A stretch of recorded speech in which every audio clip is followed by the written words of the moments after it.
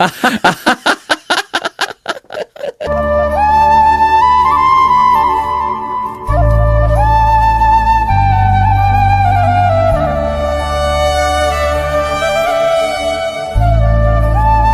ব্যাপার রে, তোরা সকাল সকালে তো আসছিস? আর বলিস না ভাই, আমি যে মুরগি চুরির কর্মশনে আসছি। তাই তো বলি এত হাসি। তোমাকে আজ এত চিন্তিত লাগছে কেন? আর বলিস নি, মেয়ে জেদ ধরেছে ডাক্তারি পড়বে। এটা তো খুব ভালো কথা। সে তো ঠিক, কিন্তু সমাজে মেয়েদের যে অবস্থা, সুরক্ষা কোথায়? সেটাও বলার কথা। এখনকার ছেলেরা নিজের বোনের বেলায় বাঘ আর অন্যের বোনের বেলায় কুকুরের মতন ঝাঁপিয়ে পড়ে। কি বলতে চাইলে ঠিক বুঝলাম না। শোনো তুমি, আগে মেয়েরা কোনো জায়গায় ঘুরতে গেলে তাদের সঙ্গে ছেলে বন্ধু বা শিক্ষক গেলে একটু নিশ্চিন্ত হওয়া যেত। হ্যাঁ একদম। কিন্তু তারাই যদি সমস্যার কারণ হয়ে দাঁড়ায়, তাহলে মেয়েদের সুরক্ষাটা কোথায়? হ্যাঁ, কিছুদিন আগে একটা হসপিটালে ঠিক এমনটাই ঘটেছে শুনলাম।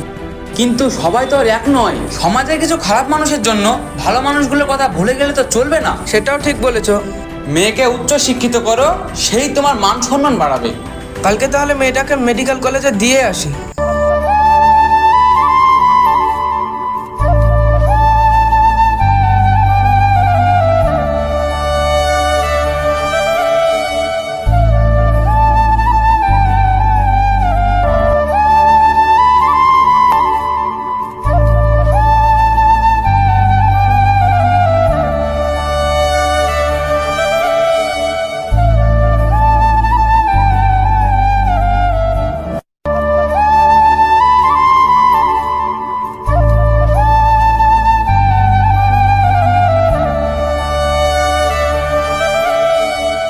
মেডিকেল কলেজ যাবে? হ্যাঁ যাবো।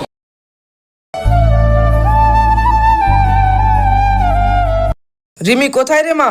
গাড়ি চলে এসেছে, এবার যেতে হবে। হ্যাঁ বাবা, আসছি।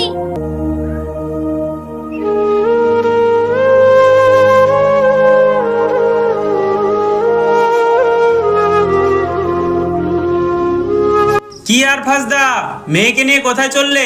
মেয়েকে ডাক্তারি পড়াতে নিয়ে যাচ্ছি, ওর স্বপ্ন ডাক্তার হবে। খুব ভালো, যাও তাহলে সাবধানে।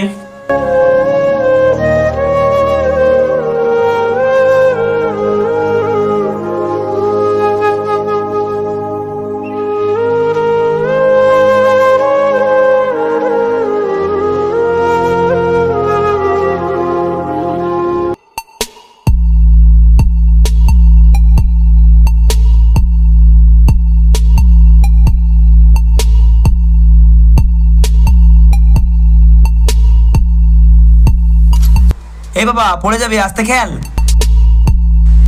ওই দেখো ইয়াকুবদা।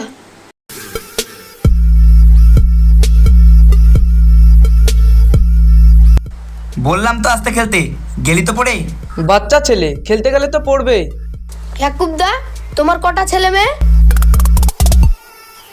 আমি খুব ভাগ্যবান আশিক, আমার 2 ছেলে।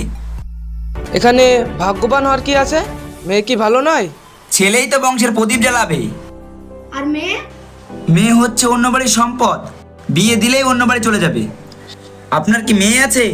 হ্যাঁ, আমার মেয়ে ডাক্তারি পড়ছে। এত পড়িয়ে কি হবে?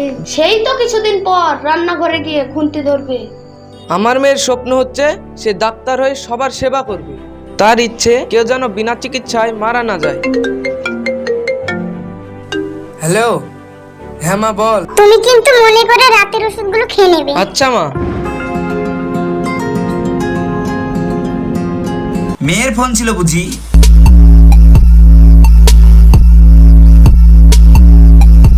আরে ফিরোজদা, এত চিন্তিত দেখাচ্ছে কেন? আর বলো না, আমার ছোট ছেলের বউয়ের বাচ্চা হবে, তাই একটা মেয়ে ডাক্তার খুঁজছি। আশিফদাকে বলো না, ওনার মেয়ে তো ডাক্তারি পড়ছে। এখন কেন মেয়ে ডাক্তার খুঁজছো? একটু তো আগেই বলছিলে ওরা নাকি অন্যের বাড়ির সম্পদ, ওদের শিক্ষা দিয়ে লাভ নেই। আজ সমাজে তোমাদের মতো লোকেদের জন্যই মেয়েরা তো পিছিয়ে। কথায় আছে, একজন শিক্ষিত মা 100 জন শিক্ষকের সমান। হ্যাঁ দাদা, ঠিকই বলেছো।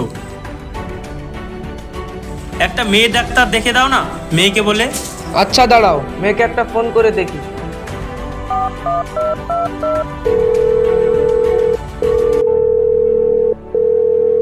হ্যালো রিমি মা, তোর জানাশোনা কোনো মেয়ে ডাক্তার আছে? বাবা, মেয়ে ডাক্তার তো খুব কম, আমি দেখছি। আচ্ছা মা, আমাকে জানাস, তোমার মেয়ের জন্য ডাক্তার পেয়ে যাবে।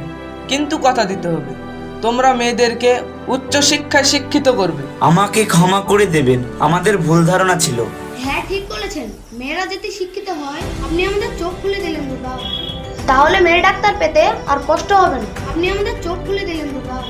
তাই আপনাদের উদ্দেশ্যে বলা হচ্ছে, ছেলেদের শিক্ষিত করে তোলার সাথে সাথে মেয়েদেরও শিক্ষিত করে তুলুন, তবেই সমাজ এগোবে, মেয়েরা যোগ্য সম্মান সমান অধিকার পাবে।